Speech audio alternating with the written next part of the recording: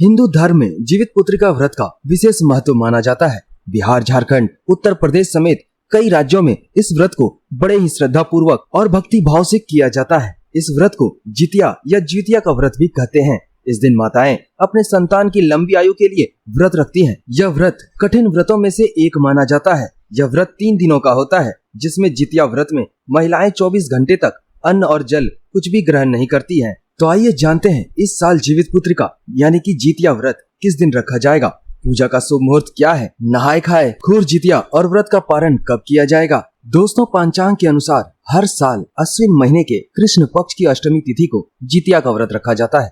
वर्ष 2025 में अश्विन महीने के कृष्ण पक्ष की अष्टमी तिथि की शुरुआत 14 सितंबर की सुबह 5:04 पर होगी और इसका समापन 15 सितंबर की सुबह 3:06 पर होगी। ऐसे में उदया तिथि के अनुसार इस साल जितिया का व्रत 14 सितंबर को रखा जाएगा। जितिया व्रत 3 दिनों का होता है, सप्तमी, अष्टमी और नवमी। सप्तमी के दिन नहाए खाए किया जाता है। अष्टमी के दिन खूर जितिया यानी कि निर्जला उपवास रखा जाता है और नवमी के दिन इसका पारण किया जाता है। जितिया की शुरुआत नहाए खाए के साथ होती है। नहाए खाए इस साल 13 सितंबर को किया जाएगा। नहाए खाए की संपूर्ण पूजा विधि अगर आप जानना चाहते हैं तो हमारे चैनल को सब्सक्राइब कर लें। हमारे चैनल पर जल्द ही इसकी वीडियो अपलोड होगी। 14 तारीख को खूर जितिया यानी कि निर्जला उपवास किया जाएगा। इस दिन महिलाएं पानी की एक भी बूंद नहीं पीती हैं और दिन भर निर्जला उपवास रखती हैं।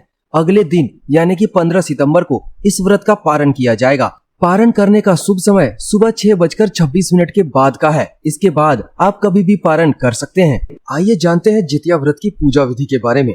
जितिया व्रत के दिन सुबह जल्दी उठकर स्नान करें। स्नान आदि करने के बाद भगवान सूर्य की प्रतिमा को स्नान कराएं और उन्हें अर्घ दें।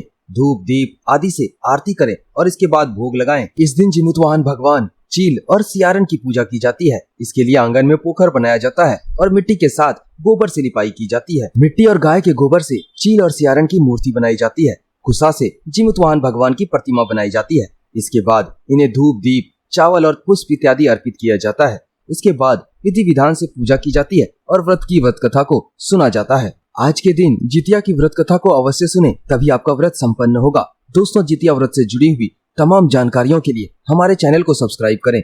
यहाँ हम डिटेल में आपको जितिया व्रत से जुड़ी हुई सारी बातों की जानकारी देते हैं। अगर वीडियो अच्छा लगे तो इसे लाइक करें और चैनल को सब्सक्राइब कर लें।